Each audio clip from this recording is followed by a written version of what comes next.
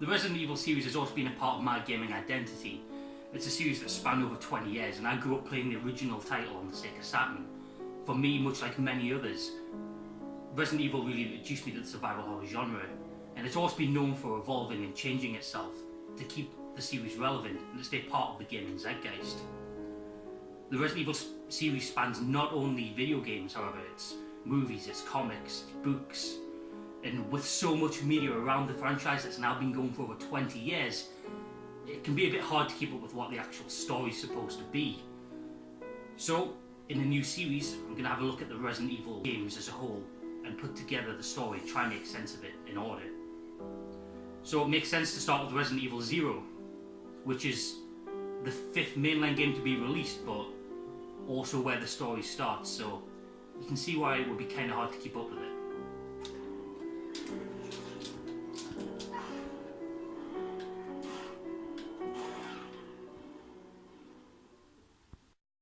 The series begins in the Arkland Mountains, situated on the outskirts of the ill-fated Raccoon City. A bizarre series of grisly murders in the area prompt the Raccoon City Police Department to dispatch their elite Special Tactics and Rescue Service, or STARS, which is a lot less of a mouthful, to investigate the situation. That leads us into the events of Resident Evil Zero, a prequel set immediately before the events of the original Resident Evil, in July of 1998. As the game opens, we see an Umbrella-owned train, the Ecliptical Express, being attacked by leeches as a strange figure overhead observes the chaos below. Hours later, the STARS Bravo team arrive on the scene. Due to engine trouble with their helicopter, because this is a horror, so helicopters just can't work properly, Bravo team are forced to investigate the area by foot. Captain, look!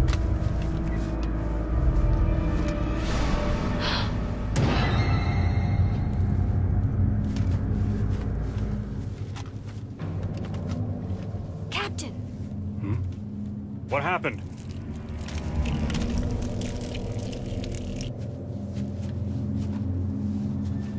Court order for transportation. Prisoner Billy Cohen, ex-lieutenant, 26 years old. Court-martialed and sentenced to death July 22nd. Prisoners to be transferred to the Regathon base for execution. Those poor soldiers. They were good men just doing their jobs, and that scum murdered them and escaped. All right, everyone, let's separate and survey the area. Our friend is brutal and ruthless. Keep your guard up.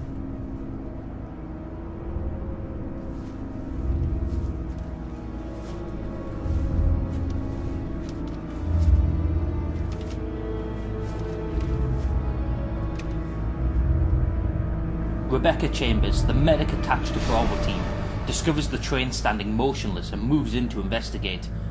Inside, she finds the train crawling with zombies, and while continuing her investigation, she comes across Billy Cohen, a former US Marine sentenced to death for killing 23 people.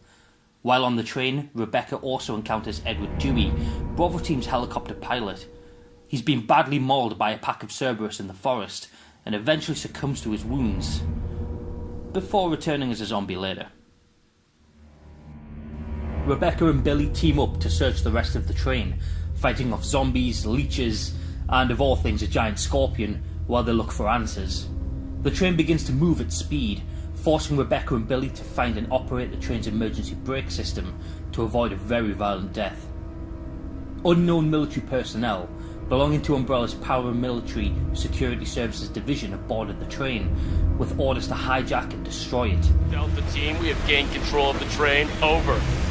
Understood. This does not make any sense. How was the T-virus leaked? And why did it contaminate both the lab and the mansion, as well as a train almost 3 miles away? That's irrelevant. We must make sure no knowledge of this gets out. Destroy the train. Completely. How far away are you from the nearest branch line? About 10 minutes to... What happened?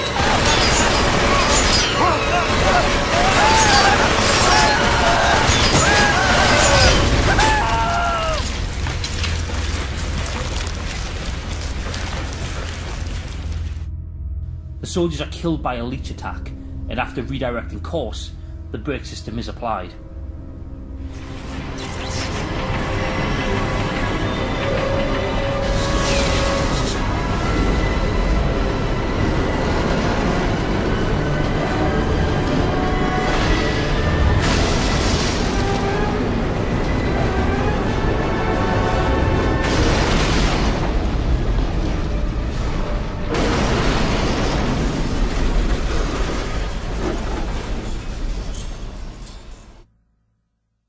The train does still crash, but Rebecca and Billy are able to survive and escape into the seemingly abandoned building above their position. As it turns out, Rebecca and Billy have wandered into an Umbrella training facility, now overrun with zombified staff, as well as leech creatures, giant insects and infected primates.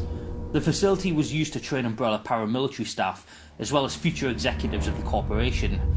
They also learned that Dr. James Marcus, one of the co-founders of the Umbrella Corporation, was also the former director of this very facility.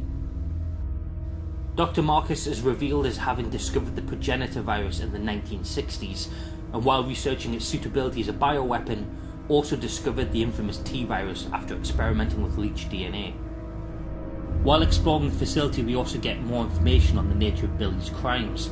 It turns out that his unit did in fact kill 23 civilians while in Africa, operating on bad intelligence. When Billy questioned the order to kill them, he was knocked unconscious, ended up taking the fall for the incident, but rather than being executed as was officially listed, it was intended to transfer him to this facility as an experimental subject.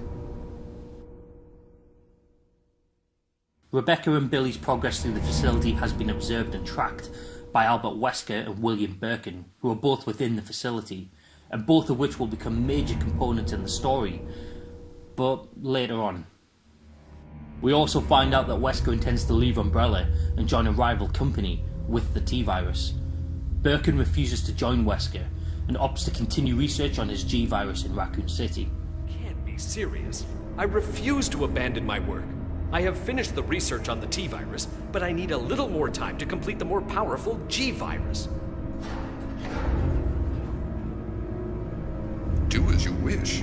I will follow my initial plan and lure the STARS members into the mansion. Their superior combat training should make them perfect test subjects. After a showdown with a gigantic bat, yep, that's a giant zombie bat, inside a church, Billy is attacked by a T-virus infected primate and becomes lost inside an underground laboratory as a result. While searching for him, Rebecca is reunited with Enrico Marini, Bravo Team's leader. Enrico tells Rebecca that Bravo Team are regrouping at a nearby mansion and she should head there as soon as possible. Rebecca encounters a released Tyrant bioweapon and temporarily kicks its ass before finding Billy. The pair encounter the Tyrant again, and after working together they are able to defeat it for good this time.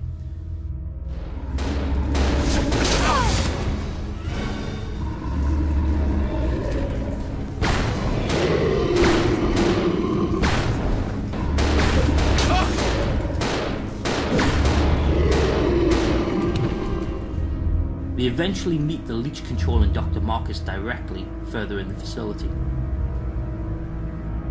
It turns out the outbreak in both the Ecliptical Express and the mansion was the work of Dr. Marcus himself, an employee of Umbrella who operated the facility until his assassination by Wesker and Birkin, operating on the orders of Umbrella's third founder, Oswald E. Spencer. After the assassination, Dr. Marcus's body was dumped unceremoniously, but as Queen Leech found its way into his body, and over a process of 10 years, it absorbed his DNA, gaining his memories, and reproduced itself until it actually believed itself to be James Marcus, and set a plan of vengeance in motion against Umbrella. The only way out at this point is for Rebecca and Billy to fight the Queen Leech.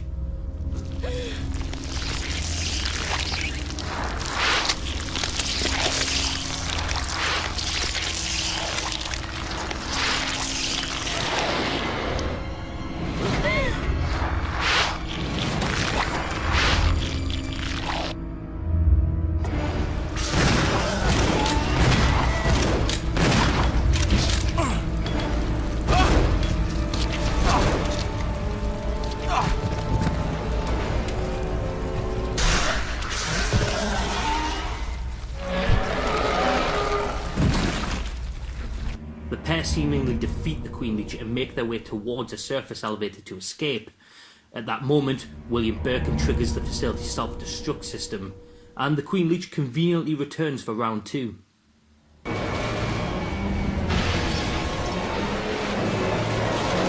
Shit!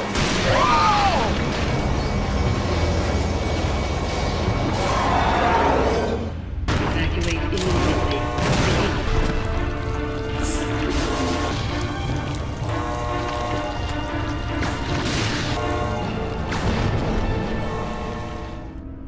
Working together once more, Rebecca and Billy destroy the Queen Leech for good, using a brutal combination of sunlight and a hand cannon.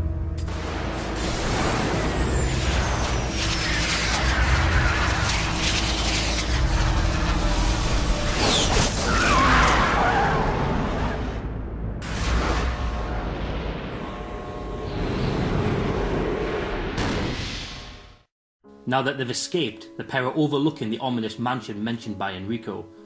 Rebecca informs Billy that her police report will list him as killed during the incident. The pair go their separate ways here, with Rebecca heading towards the mansion to rejoin her Bravo team comrades. And what about Billy?